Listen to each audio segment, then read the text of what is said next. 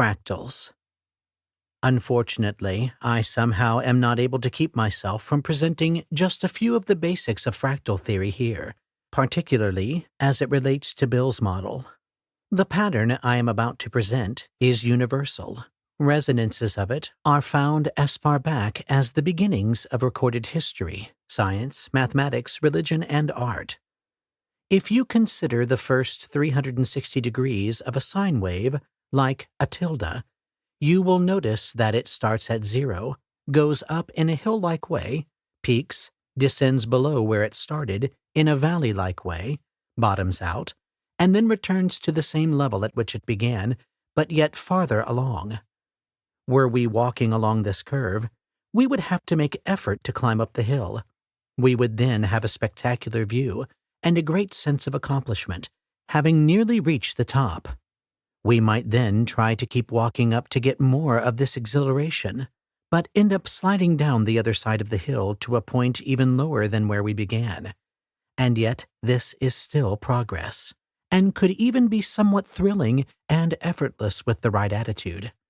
Just when we get to the very bottom, trapped, and coming to rest in the darkest part of the pit, the upward motion begins to happen naturally, and we return to where we were, ground zero, and yet farther on at the same time.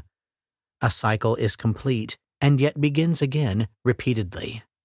This easily correlates with the first 4 vipassana jhanas, as well as many other obvious cycles, such as those of the sun and seasons, etc.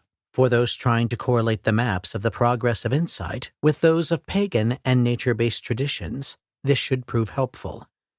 The first vipassana jhana is climbing up the hill. Eager beginnings, hard work, dawn, spring, east, the newly waxing moon, etc. The second vipassana jhana is the giddy high of accomplishment at the top of the hill, high noon, summer, south, the full moon, etc. The third vipassana jhana is the exhilarating and yet scary fall far down the other side into a cool and shadowy valley, dusk and nightfall, autumn, west, the waning moon, etc. The fourth vipassana jhana is coming to rest regardless of where we are and returning to our origin naturally. The cool of the dead of night and early morning, winter, and the promise of springtime, the coming of a new year and the end of the old, a time of rest, contemplation, and renewal, north, the new moon, etc. We may also correlate this with some of the models of awakening, particularly the 4-path model and the simple model of awakening, both of which will be explained later. Interestingly, we may begin to see a full cycle of each of these stages in each of the 4 vipassana jhanas as well, with each peak and valley adding or subtracting from the position of the greater wave it is an aspect of. For all you incurable model geeks, try plotting y equals sine x plus 0.25 sine times 4x from x equals 0 to 4 pi on a graphing program. Here are the results, thanks to Wolfram Alpha. Please consult the accompanying PDF to view the following graphs. You have my sympathy. The x-axis is the jhanas and subjhanas from 1.1 to 4.4, or 1.1.1 to 4.4.4. If you want to go into the subjhanas, which would involve adding 0.0625 sine times 16x to the above equation. Unfortunately, what goes on the y-axis could be the subject of a book longer than this one and would read like the most difficult works of Aleister Crowley, but simple points are made here shortly with graphs included that hopefully you will find much more practical than esoteric. The possible complexity of this model is endless, and it is no substitute for practice. Try not to become an arrogant twit like I did when I began to figure all this stuff out. Esoteric map theory won't win you any friends or enhance your loving kindness, and its benefits for finally figuring out the key points of insight practice are questionable at best. I have spent way too much time thinking about the fractals and modeling in my own practice. In my insecure moments, I have considered showing off and writing a book that detailed the hundreds of little parallels and patterns that I have noticed over the years. How this tiny little stage of some vipassana subjhana mirrored or was an inversion of another aspect of some other little stage of some other sub-subjhana. But I couldn't come up with any practical use for it at all. If you do the technique, you may see all of this and more. If not, reading about it won't help you.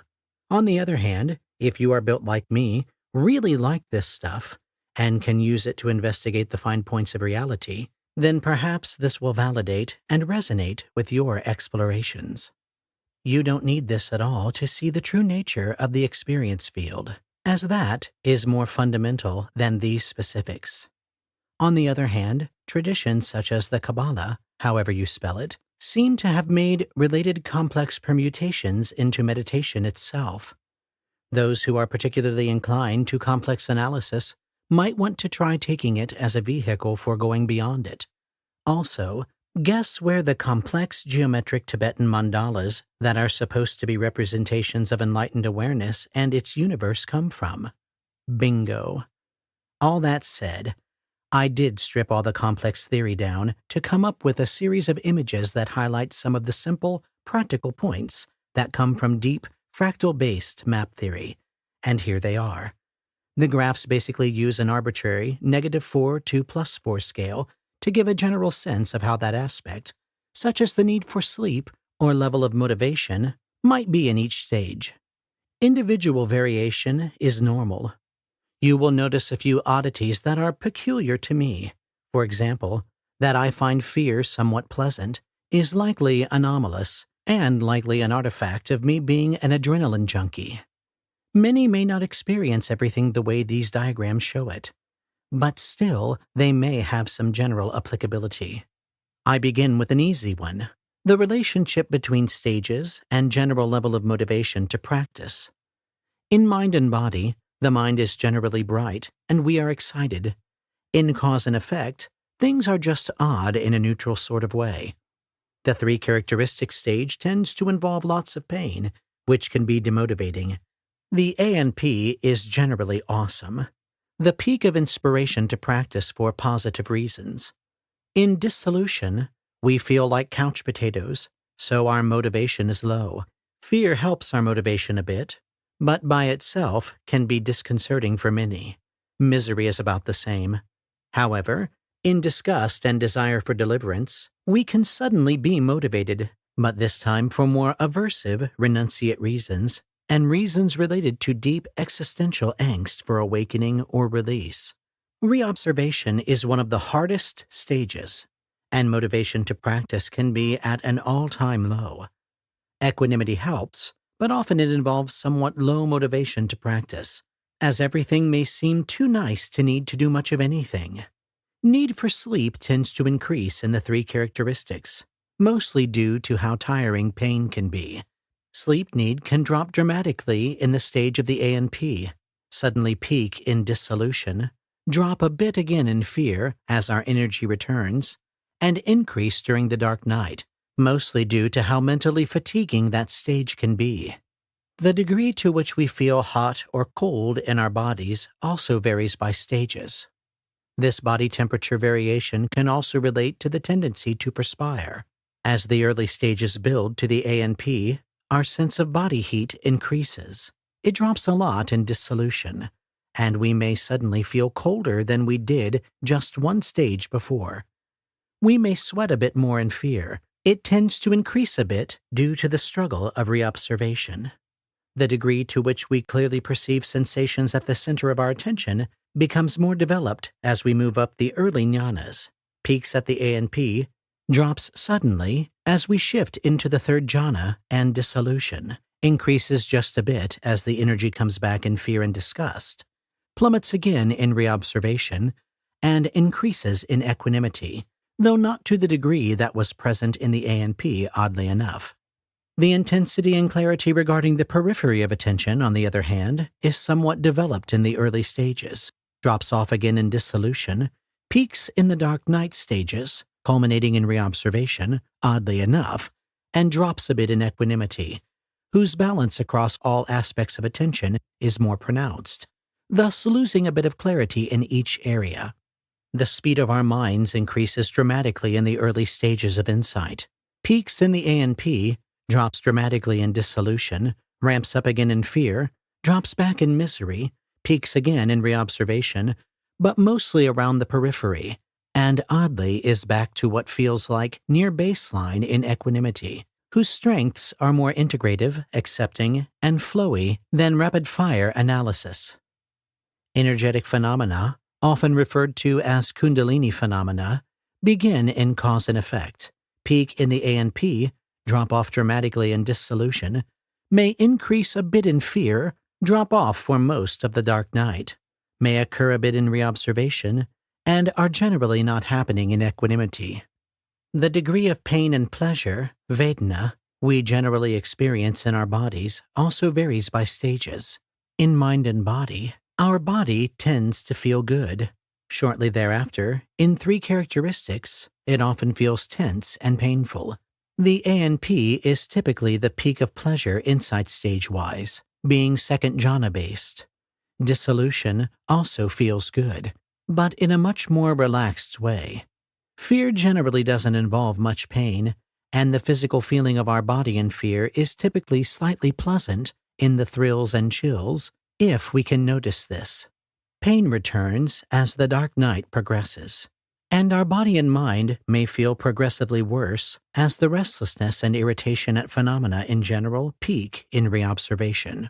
The edgy, restless, irritating pain of reobservation tends to differ in quality from the hard, stiff pain of the state of the 3 characteristics.